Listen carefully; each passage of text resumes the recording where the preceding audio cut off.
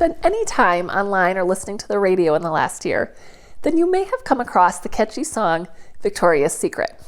It was written and recorded by Jax, a singer-songwriter, to encourage the girl she babysat for, who was having some body image issues. The song confronts Victoria's Secret and other brands like it that have been spending years and years pushing unrealistic beauty standards on women and girls, destroying our body image, making money off of our insecurities, and hurting our mental health. I love this song. It is so empowering. So I'll read you a few of the lyrics, but please know before you go look up the full song that there are some inappropriate words in it. So if you're under the age of 13, please listen to the song with a parent. Okay? Are you ready? This is what some of the lyrics are. I wish somebody would have told me when I was younger that all bodies aren't the same. Photoshop itty-bitty models on magazine covers told me I was overweight. I stopped eating. What a bummer. Can't have carbs in a hot girl summer. If I could go back and tell myself when I was younger, I'd say, psst, I know Victoria's Secret. And girl, you wouldn't believe. She's an old man who lives in Ohio, making money off of girls like me, cashing in on body issues, selling skin and bones with big boobs. I know Victoria's Secret. She was made up by a dude. Wow. Wow. I love those lyrics. I mean, isn't that powerful? I love every word of that. I love that musicians today aren't afraid to tackle societal issues. And I wish this song had come out when I was in middle or high school. Because when I was growing up, even before my accident, I really suffered from poor body image. I felt like I could never measure up to the pictures that I saw in magazines or actresses in movies, or especially the giant images that were always plastered in the Victoria's Secret stores.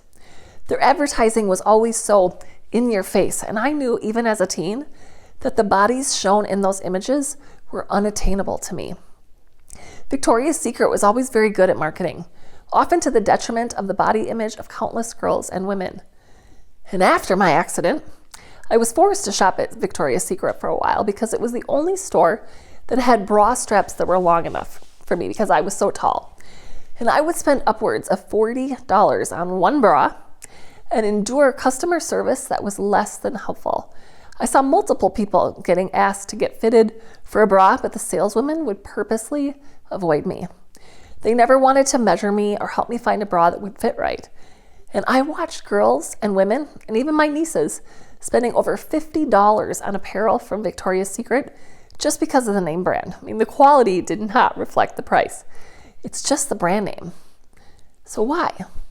Why have we allowed this? And I've been saying this for years. This has definitely been one of my soapboxes because it's frustrating that we've allowed them to exploit our insecurities.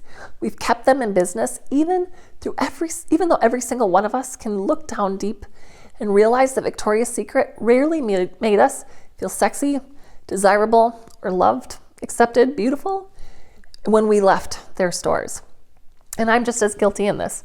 I stopped buying their bras, but I've used their lotions in the past because I prefer them to other brands. But I found, especially after reading the book So Long, Insecurity by Beth Moore, that it's worth taking a good hard look at where we spend our money and the types of businesses we support and the kind of marketing that we are susceptible to. Sometimes we have to question ourselves. How do we allow them to do this as long as they did? Victoria's Secret is not for women. It exploits women and exploits our insecurities. I had to laugh at Beth Moore's story in her book about how she used to embarrass her daughters when they would go into the Victoria's Secret stores. She asked them if the sexy mints would make her sexy. So ridiculous, so over-sexualized. Of course, breath mints do not make you sexy. By the way, I do recommend that book if you're looking to develop a stronger sense of self and more self-confidence. Just know that it's a faith-based book, but it really helped me start my journey of overcoming insecurity. But it was really once I started going to counseling, that's really where I began to make significant progress. But the book is impactful, so I definitely recommend it. Now, going back to the song, I literally have been obsessed with it. Every time I listen to it, I wish that it hadn't taken until 2022 for it to come out. How did we not see this sooner as a larger society? People have always criticized Victoria's Secret, but this song really put the criticism into the spotlight where it needs to be. The fact that Victoria's Secret has been on the defensive since the song became popular, it's really telling. And I've also started watching more videos on this topic. A couple months ago, I came across an Australia 60 Minutes episode, which I'll link in the caption. And in here, they interviewed a former Victoria's Secret model about her experiences with the company. And the video really goes into how awful the models were treated and how they were made to feel like they were too big, even though they were so tiny and literally starving themselves. Some models were even told that they should try drugs like cocaine to lose weight or curb their appetite. It is so sad to me that for so many years, that really skinny body image has been the ideal. And the women who were modeling that for us were literally starving. Now, I'm not saying that women who are naturally thin or like to be in shape are starving themselves. You can be healthy at any size or weight, but the really skinny ideal is unrealistic and harmful for most women. Since Jax's song came out, Victoria's Secret has been on damage control and claiming that they're working to change their image. I had to laugh so hard when I got a mailer from them this past summer that said, "We care about your mental health." Victoria's Secret has never cared about my mental health. Now they're trying to put out pictures of the average women in their ads, but in my opinion, it's too little, too late.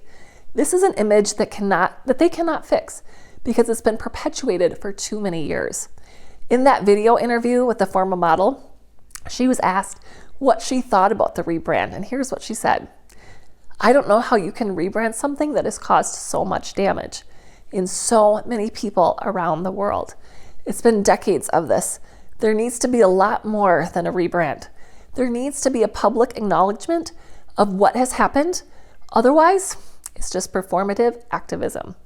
And I completely agree. The business of beauty can be very ugly. So today, I challenge you to be aware of what you see in advertising and in movies. Consider how photo filters affect how you and what you see on social media and how magazine pictures are heavily photoshopped.